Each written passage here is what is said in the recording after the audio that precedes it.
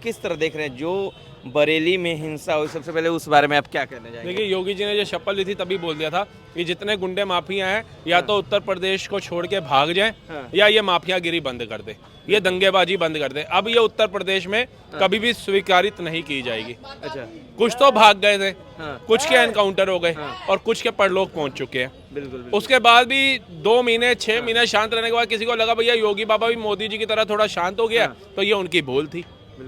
मौलाना खुद तो कि रजा बैठा था एसी कमरों के अंदर और जनता को निकाल दिया, छोटे छोटे बच्चों को।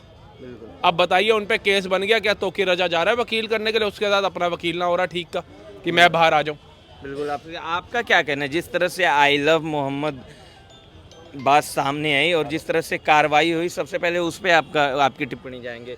देखिए, मैं इसको दो पहलू से देखता हूँ। ये आई लव मोहम्मद सल्लल्लाहु ताला अलैहि वसल्लम का जो प्रोटेस्ट चल रहा था, तो प्रोटेस्ट करने का तो संविधान हमको अधिकार देता है। लेकिन अगर किसी प्रोटेस्ट की वजह से अगर दंगा भड़कता अराजकता फैलता है तो फिर मैं उस प्रोटेस्ट को गलत मानता हूँ, तो वहाँ पे मैं फिर तौकीर रजा को गलत मानता हूँ। लेकिन अगर आपने अभी जैसे योगी आदित्यनाथ जी ने एक्शन लिया, सीएम थे, उनका काम था एक्शन लेना, उन्होंने एक्शन लिया बुलडोजर का। सही है भाई कि दंगा फसाद हुआ उसके खिलाफ आपने एक्शन लिया।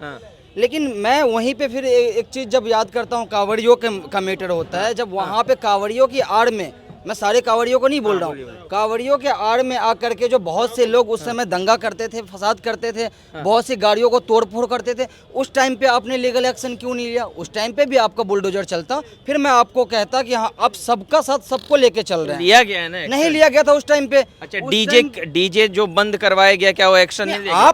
आपने क्या बोला? अच्छा, डीजे बंद करवाना ये एक्शन हो गया?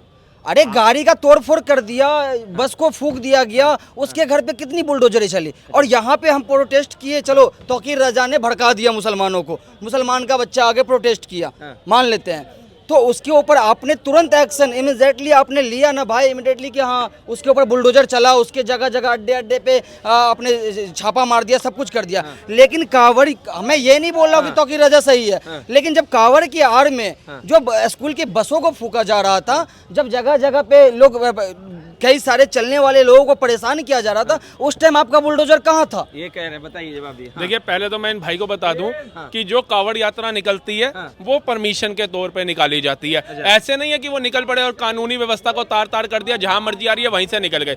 दूसरी बात, उनको प्रॉपर एक रास्ता दिया जाता है, एक मार्ग दिया जाता है, उस मार्ग के ऊपर नॉर्मल लोग अपना ट्रैफिक लेकर जाते हैं, उनके लिए हाईवे खुले थे, जो एक्सप्रेसवे बना दिए गए हैं, उनको नहर वाले रास्ते पे डाल दिया जाता है। तीसरी बात मेरे भाई ने बोली कि वहां पे गाड़ियां फूंक दी, ये कर दिया, वो कर दिया। गाड़ी भी वो तोड़ी गई जब आपको पुलिस प्रशासन ने, कानून ने एक मार्ग दे दिया है, वहां पे जाम से बचने के लिए आप कावड़ियों के बीच में जा रहे हैं, और जो कावड़ी 200 किलोमीटर तक पैदल चल के आ रहा है, पैरों में छाले हैं उसकी कावड़ आप खंडित कर रहे हो, तो उसको क्रोध नहीं आएगा। जब क्रोध आएगा तो गाड़ी बोड़ी। उसके बाद भी जो कानूनी प्रतिक्रिया हमारे देश की चलती है, उसके तहत उसके ऊपर कंप्लेन दाखिल हुई, उसके ऊपर वो जो उसका अरेस्ट करना चाहिए था वो भी हुआ, कई कावड़िए थाने में भी गए। अब तीसरी बात पे आते हैं, इन भाई ने कहा उनके घर पे बुलडोजर क्यों नहीं चलता। वो क्या कावड़िए यूपी के थे?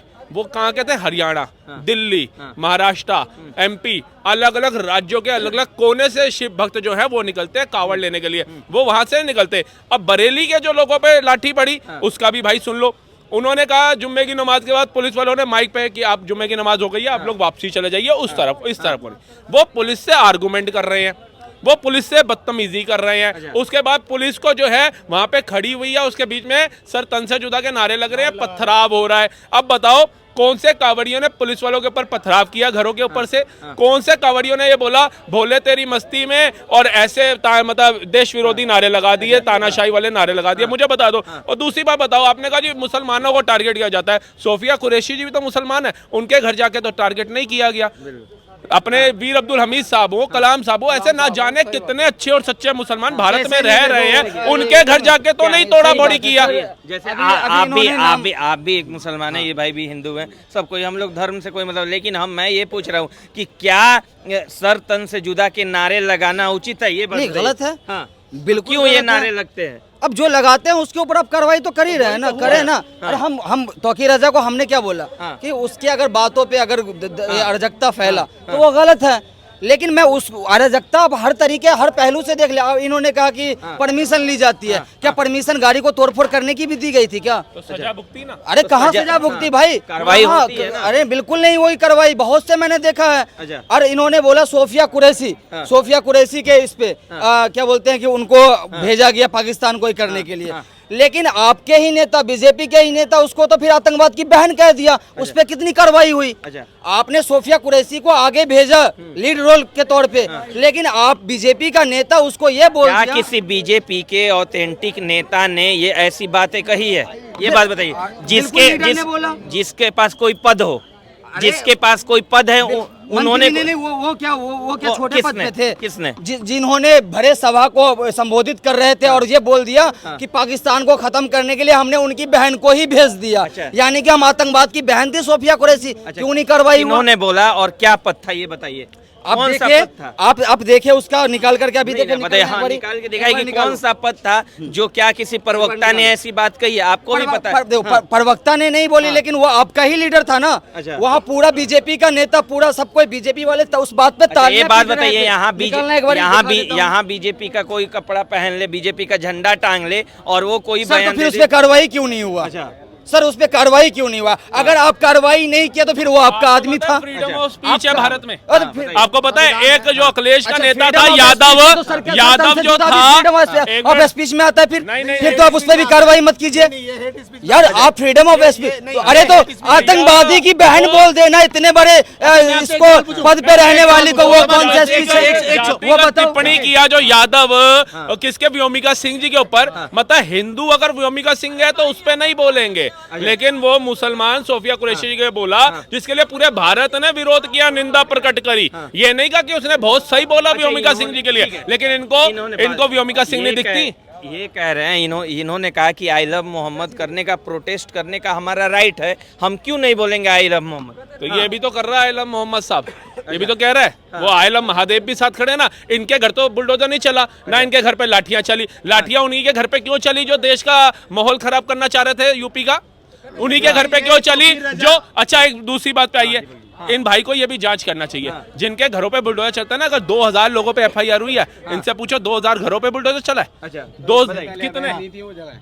इससे पहले अवैध नहीं थी। अवैध ऊपर से रहने दे रहे हैं, ऊपर से आप तानाशाही करोगे। मॉल फॉर एग्जांपल, ये रेडी पटरी वाले जो सड़क पे बैठ के अपना रोजगार कमा रहे हैं, रोजगार कमा रहे हैं, इनको कोई दिक्कत नहीं आएगी, कोई इनको परेशान नहीं करेगा। हम लोग भी कहेंगे ठीक है, लेकिन जब हम सड़क से निकले, ये हमारे को ही लठ मारने लग जाए, तुम्हारे बाप की सड़क है, यहाँ से नहीं घूम के जाओ, तो हम विरोध प्रकट करेंगे ना भैया, हमारे को भी निकलने दो।